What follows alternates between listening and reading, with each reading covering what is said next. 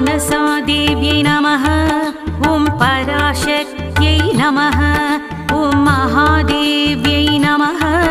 ॐ कश्यपमानसपुत्रिकायै निरन्तरध्याननिष्ठायै एकाग्रचित्तायै नमः। ॐ तापस्यै नमः। ॐ श्रीकर्यै नमः।